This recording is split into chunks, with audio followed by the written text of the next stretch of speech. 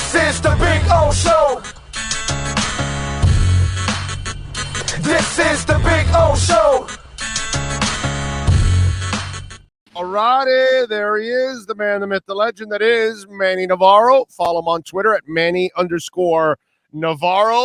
Good morning, sir. How are you doing? Doing great, man. It's beautiful, beautiful morning out here in St. Augustine where my parents are living. This is their new house, and just enjoying the breeze, the nature around, all these little birds. It's a beautiful time to be on vacation, man. Well, enjoy the vacation. By the way, I'm going to be with your boy this afternoon. Who's that? John Ruiz. Oh, you made the connection. That's very good. Yeah. So, anything cooking? I'm not going to say anything. I'm just saying I'll be this afternoon hanging out with Mr. Ruiz at an event. So we'll we shall talk. We shall talk. Definitely let me know what's happening.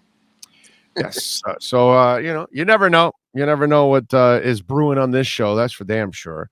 As we continue the grind overall. All right. So on your vacation. So by the way, what is there to do in St. Augustine nowadays? Like it's just a lot of touristy little stuff, man. Go and see the water, be by the beach, that kind of stuff. My daughter's birthday is coming up soon, so we're gonna take her to one of those little adventure parks where they've got the mini golf and the go-karts to ride around in, the arcades, like the one we used to have back in the day at Mall of the Americas. What's the name of that place they used to have? Damn it, bro. Yes. It was one of the great ones, man. We used to have a blast down there. Well, there was one. If you're old enough that they're off of the Palmetto and like 56th Street. There was one there too, a classic old-time go-kart one. Mm-hmm. Obviously, the one you're talking about over by Midway Mall, right? I forgot the name of that one. Somebody Grand Prix, I think somebody's putting here. Was it called Grand Prix? It might have been. Yeah, but it was like a little fortress. They had a bunch of arcades inside. You could play the mini golf. Same concept. They got one of those up here still all these years later that exists. I think they call it Grand Prix Racerama. There you go. That's it. We used to have a blast down there, man. That was great. Yeah, great times. Grand Prix Racerama. Adam Pinkster got it right. Yeah, that's it. Grand Prix Race. And then there was one off of the Palmetto, somewhere behind like 56 or something, somewhere around Milan. What is it? Not what's that? Not Milan. What's that? Medley.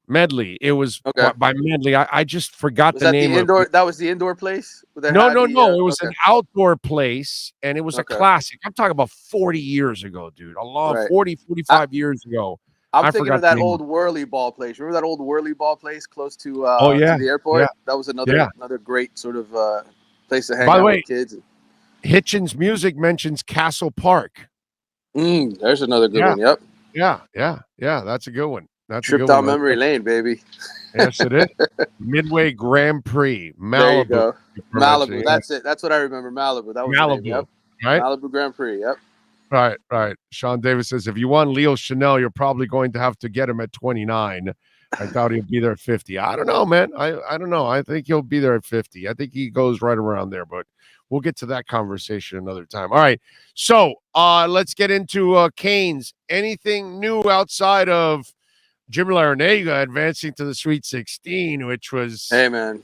That was fun, dude. They were relentless as hell, dude. I was so impressed with their defense and how active they were, man. That was fun to watch. Think about how many teams played their kind of style, that small ball, just steal the ball, disrupt offenses in the paint when they're trying to pass the ball, just swiping the ball here and there, knocking balls out of people. They're so good at it, man. They're such a unique sort of team, and they don't need the three-point shot to win. They don't. They can still beat you with transition baskets, and so they're a fun and a unique team to watch. I watched most of the second half the other night against Auburn. I watched some of the USC game. I thought, this is a really fun Miami team. It's gonna be one of those that you remember for a while. And I think they're good enough to get to the Elite Eight, man. I really do. I think. They're playing They're playing an 11 seed in Keith Sims, Iowa State, because I sent Keith Sims a text. I reminded him that his Cyclones are going down, but anyway. So they're playing against an 11 seed, so they've got a great shot at getting to the Elite Eight, dude. They really do. And what's fun more than anything is that, they've had three miserable years in a row, right? Yeah. And now all of a sudden, Miami fans get to rejoice again, and what a good coach Larinaga is, and what, the kind of job he does. With the transfer portal, being able to identify guys, that's so important in basketball nowadays. And this is only going to help them continue to get more of those guys to want to come here. In the years to come, they see what you can come in. A guy like Charlie Miller can come in and what he does. To me, let those guys continue to come in the door, because those are the guys that are going to take you places. Yeah, no, I'm with you there. All right. Talk to us a little bit about what's been going on in spring practice. What are you hearing? Yeah, back in full pads today. A lot of visitors, recruits coming in the building. Somebody who I know in the recruiting, takes these kids on different trips, messaged me, said, hey, there's going to be a whole bunch of kids here Tuesday from the 23, 24, and 25 class from all over the place, Georgia, North Florida. So a lot of visitors from a recruiting front. It's important time. You're in full pads. You want these kids to see what your practices are like. So I haven't had a chance to talk to any of the kids yet. They were there this morning, and I think they just finished wrapping up interviews with 4 of the assistant coaches. So I'd like to hear the feedback from the kids, what they thought of it, because it's important. This is where you win and lose in the recruiting game. It's when the kids are on campus, and how do they feel when they're there? What kind of impression do you leave on them? And, Mario's all about recruiting and getting this roster better. And, you want those kids to be impressed. So that'll be a big storyline. But outside of that, man, just getting back into the rhythm of things after spring break. I know everybody's sitting there. All my fellow reporters who I worked with for years are sitting there taking notes, sending out videos and, quotes from guys. But this is that time of year, where, you're really not going to get a lot, because they just started in pads. Just started. So you need a few days of these. You need a couple scrimmages. You need to see who's hurt, who's not hurt. So I think by the end of this week, they practice again Thursday and Saturday. You'll start to get maybe, a little bit more information that's meaningful in terms of development and who's taking a step forward, etc. But today was the first day in pads, the first day they're really hitting, etc. So, we'll find out what by the end of the week. I think we'll have a little better idea. Hey, this guy's developing in this way, or this guy's out and he's going to be out longer, or whatever. Those are the kind of storylines that'll develop here in the next week. Talk to me a little bit about Mitchell Agude, the UCLA kid that is visiting Miami. Yeah. What's the latest? He's 6'4", right? So edge rusher. Yeah, edge rusher type. I think rotational type piece. Not a Jalen Phillips, not a guy who's going to all of a sudden rise to the first round, but a solid player, a guy that another veteran guy. Again, you talk about transfers and how they help. I think this is a guy that could help the same way the kid from Tennessee did last year, DeAndre Johnson, where he was among your leaders in sacks, and he had 4.5 or 5 sacks individually himself. That kind of a talent. I think he was there today watching practice again after his weekend visit. My understanding is he's got one more trip to Tennessee, and Tennessee's got that big budget that they're flaunting in NIL. So who knows what's going to happen? But I know Miami coaches liked him. I know that they felt good about him as far as their chances of landing him. So we'll see if he takes one more trip before he decides where he's headed. But he's visited 2 other West Coast schools as well. I think Oregon was one of them. And so we'll see. We'll see what the decision is. But he's been around. I laugh because Tennessee is part of the SEC, and they've had an NIL type thing going for decades as it is. Right. It's just legal now. So all of a sudden now Tennessee's actually going to figure out the football part of it. Yeah. Last time I checked, your problem was when you fired Philip Fulmer, you never recovered from that ever again. So I don't know how the NIL fixes the football part of it. You know what I mean? So I kind of find that funny with Tennessee. That's all I'm saying. Well, the whole story with the contract and getting the big time recruit and all that, we saw that finally happen this weekend when they announced the commitment, right? When the quarterback out there from California announced his commitment. You're right. It all goes hand in hand. If you don't have the head coach and leadership at the top of the program, these kids, no matter what they sign, no matter what NIL says, they're gonna. The money's only going to make it worse. It's going to fill them up with crap in their heads, and they're not going to perform anyways. They're going to be a lot like some of the UM kids that you've been covering the last 10 years. that walked in here with this sense of entitlement just because they put on the stinking helmet. Meanwhile, it's the guys 20 years ago that actually set the standard. A whole bunch of these kids just haven't met it. That's the problem. Absolutely. But that's the tricky part of this all. I mean, schools like Tennessee have to use this NIL to get kids to come there because they're just not going to otherwise, right? They've seen the program struggle, like you said, since Philip Fulmer was fired.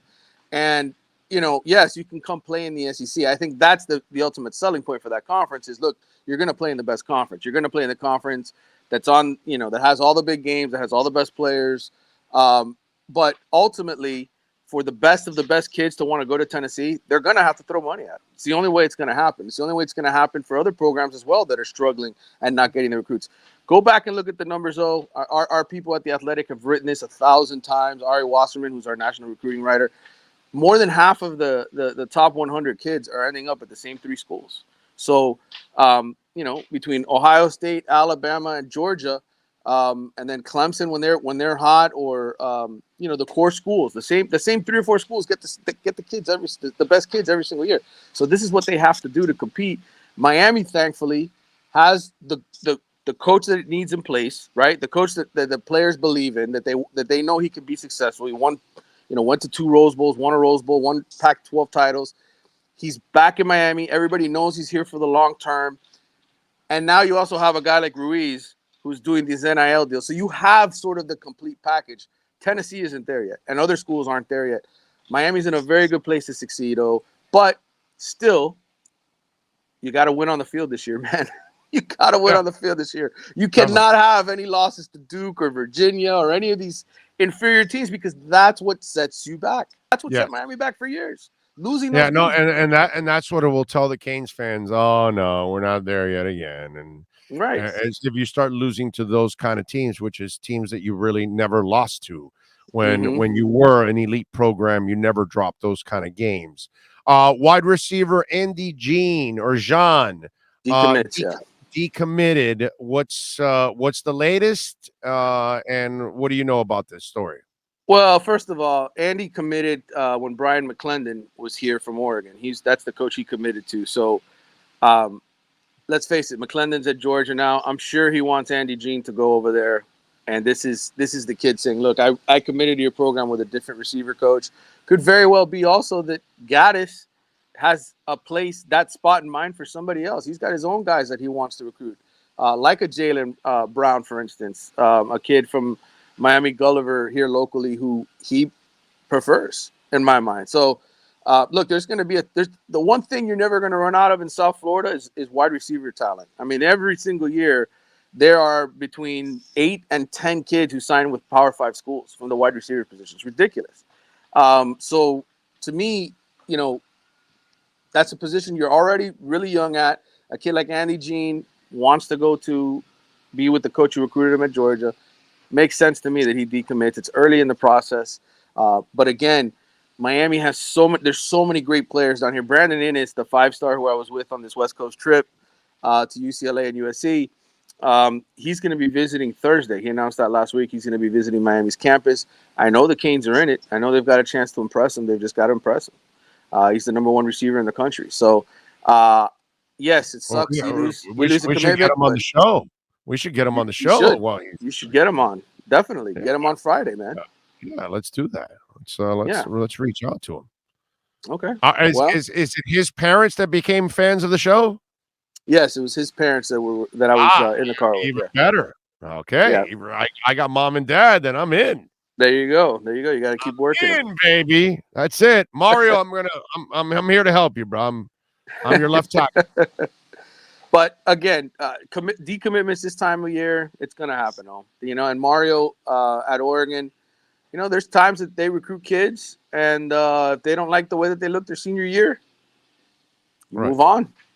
It's the best of the best all the time. And but wide receiver, definitely. If you had told me, Manny, this was the number 1 offensive tackle in the country and he decommitted, I'd be worried. That'd be a bad sign. There's not a whole lot of great offensive tackles, but this is a wide receiver, dime a dozen. Right. Okay. All right. What else are you working on? Are you working at all during your vacation? I mean, I listen. I spent a week fighting over how we're gonna write this story, my trip to LA with my editors, and I had the feature story on Brandis that's gonna run soon. Brandon Ennis, that's gonna run tomorrow. Then my other story is gonna run Thursday. So just a lot of waiting to run stories, man. I took the week off from doing podcasting. There was no practice last week. I didn't think there was anything to talk about. So I'll be back next week in person in South Florida to watch the third week of spring practice when these guys are sort of in a groove. And enjoy my vacation. I got a trip to Hollywood Studios on Thursday. Friday I'm going to be at Magic Kingdom. My daughter's going to turn 11. I got to be there for those things, So and this is spring practice. I kind of I always just tell people, man, yes, this is kind of meaningless. There's so many guys that are out with injuries and stuff, and that once they come back in the fall practice, I will not be taking any vacation for. That's important. Right. Yeah. But spring, hey, the kids are on spring break, baby. Come on and see the folks. Do a little traveling to Disney. Maybe stop by the Fountain of Youth so I can get this gray out of my beard. Oh, I don't know, man. I got to do something. Don't drink it. Whatever you do, don't drink it, bro. I'm telling you, don't drink it. It'll go all white. That's what end up happening. I'm not gonna touch it, brother. You'll be as old as Mr. Vespucci. And so no, that's not a good thing, bro. That's not a good thing. All right, follow him on Twitter at Manny_Navarro. More importantly, do what I do. Subscribe to The Athletic, and you can catch all of the coverage locally and nationally with Manny and other great writers that you never know you might see here on the show. Anyway, Manny, appreciate you as always. Thank you, my friend. We will talk again later in the week. All right, brother. Take care. Enjoy Mr. Ruiz. Tell him I said hello. You got it. I will. I'll talk to him today. You got it. All right, brother. I'll see you. Be good. There you go. Oh, the great Manny Navarro. If you're